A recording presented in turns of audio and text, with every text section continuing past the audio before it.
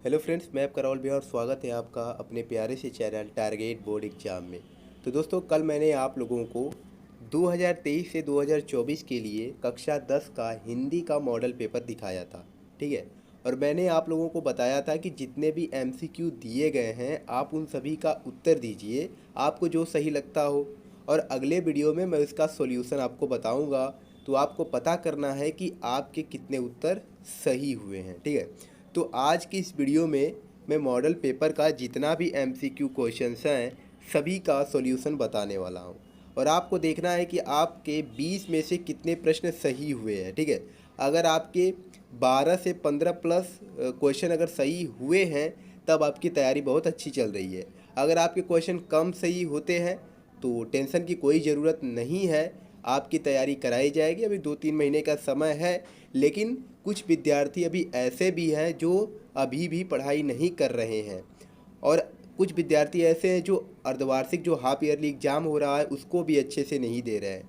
तो इस पर एक वीडियो आने वाला है कि क्या अर्धवार्षिक पेपर जो हमारा हो रहा है, तो अगर उसको हम अच्छे से देते हैं, अपने से देते हैं, तो हमें क्या फ़ायदा होगा। क्योंकि बहुत सारे जो स्टूडेंट्स होते हैं वो नकल कर लेते हैं, अपने फ्रेंड का हो गया बगल में देख करके लिख लेते हैं और सोचते हैं इतने में तो पासिंग मार्क मिल जाएगा। तो वो उन्हें आगे चल के क्या परिणाम उनका निकलने वाला है सब कुछ मैं अगले वीडियो में आपको बताऊंगा। ठीक है। इस वीडियो में हम लोग बहुविकल्पीय प्रश्नों अर्थात एमसीक्यू क्वेश्चंस के सॉल्यूशन देखने वाले हैं। जैसे पहला प्रश्न है कि बाबू गुलाब राय किस युग के लेखक हैं। 4 ऑप्शंस होंगे। पहला भारतेंदु युग है, दूसरा द्विवेदी युग है, तीसरा शुक्ल युग है और चौथा शुक्लोत्तर युग है। ठीक है। यहाँ पर शुक्लोत्तर युग रहना चाहिए। तो बाबू गुलाब राय किस युग के लेखक है, तो जो बाबू गुलाब राय हैं यह शुक्ल युग के लेखक है। ठीक है। तो जल्दी से कमेंट कीजिए किनका किनका उत्तर सही हुआ, पहला वाला। ठीक है। दूसरा प्रश्न है कि चिंतामणि किस विधा की रचना है। निबंध है, कविता है, नाटक है या कहानी है। तो जो चिंतामणि है यह निबंध है। ठीक है। किस विधा की रचना है, तो निबंध विधा की रचना है। तीसरा प्रश्न है कि गबन किसकी रचना है। मुंशी प्रेमचंद की है, जयशंकर प्रसाद की है, निराला की है या हरिकृष्ण प्रेमी की है। तो जो गबन है वो मुंशी प्रेमचंद जी की रचना है। ठीक है। किसकी रचना है, मुंशी प्रेमचंद जी की रचना है। चौथा प्रश्न है कि शुक्ल युग की समयावधि क्या है।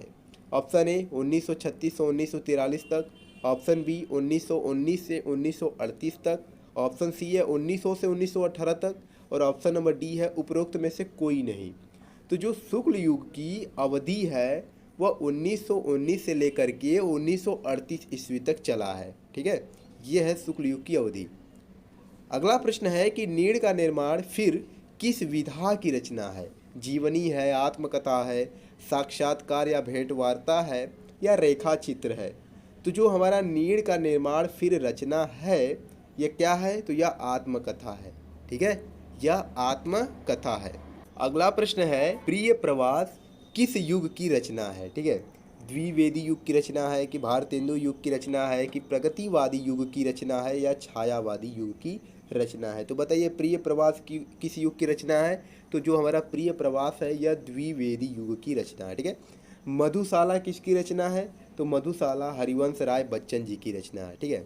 मधुशाला हरिवंश राय बच्चन जी की रचना है।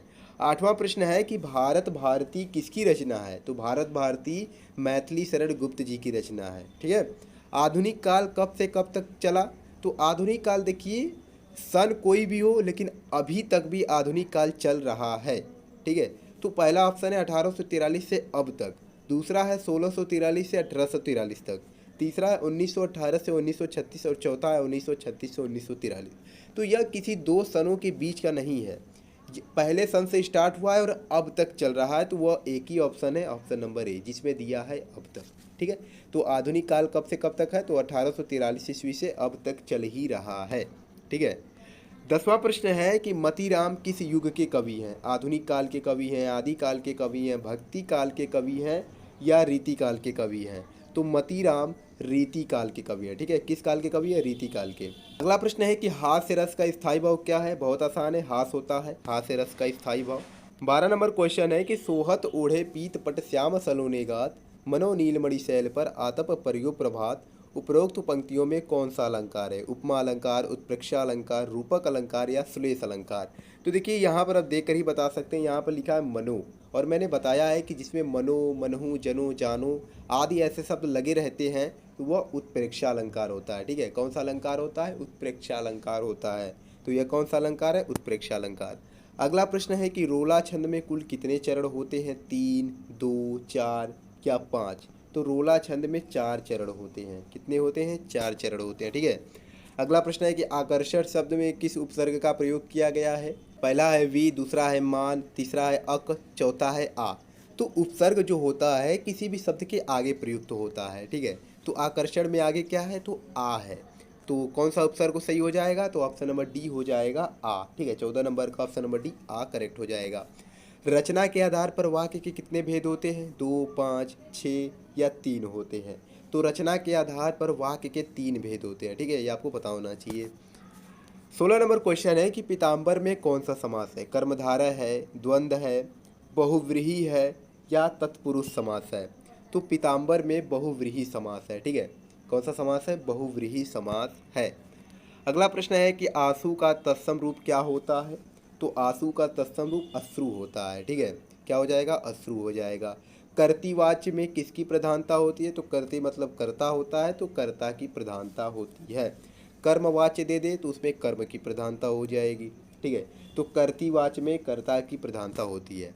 19 नंबर क्वेश्चन है कि ताभ्य शब्द में वचन एवं विभक्ति है। षष्ठी विभक्ति एक वचन है या सप्तमी विभक्ति द्विवचन है या षष्ठी विभक्ति बहुवचन है या चतुर्थी विभक्ति बहुवचन है? तो इसका करेक्ट ऑप्शन हो जाएगा ऑप्शन नंबर डी, चतुर्थी विभक्ति बहुवचन है। ठीक है, किसमें? ताभ्य शब्द में।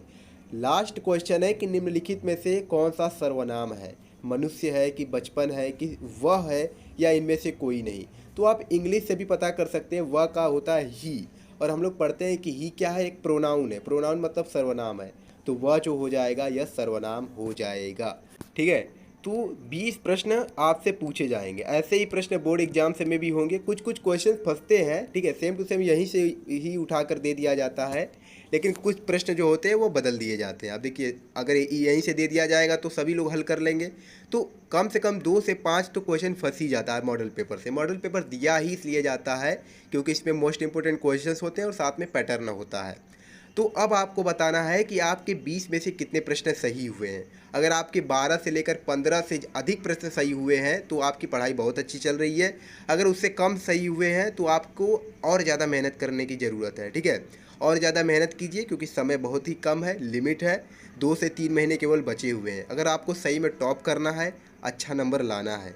और इसमें जो दीर्घ उत्तरीय प्रश्न है, अति लघु उत्तरीय प्रश्न है, मतलब जो वर्णनात्मक क्वेश्चन है खंड ब के, इसका मैं आपको नोट्स प्रोवाइड करा दूंगा। क्योंकि अगर वीडियो बनाऊंगा तो बहुत ज़्यादा वीडियो बड़ी हो जाएगी, इसलिए मैं उसका क्या करूंगा, जो वर्णनात्मक क्वेश्चंस हैं, ठीक है, यहाँ पर नीचे देख सकते हैं, यहाँ पर जो प्रश्न है ये सब गद्यांश है, पद्यांश है। ठीक है, तो इन सभी का मैं आपको नोट्स प्रोवाइड करा दूंगा कि आपको कैसे लिखना है, और ये मैं आपको बताऊंगा कि आपको लिखना भी कैसे है। ठीक है, सब कुछ बताया जाएगा। कम से कम 2 महीने आपके पास तो अभी हैं, तो उसमें मैं आपकी पूरी तैयारी करा दूंगा।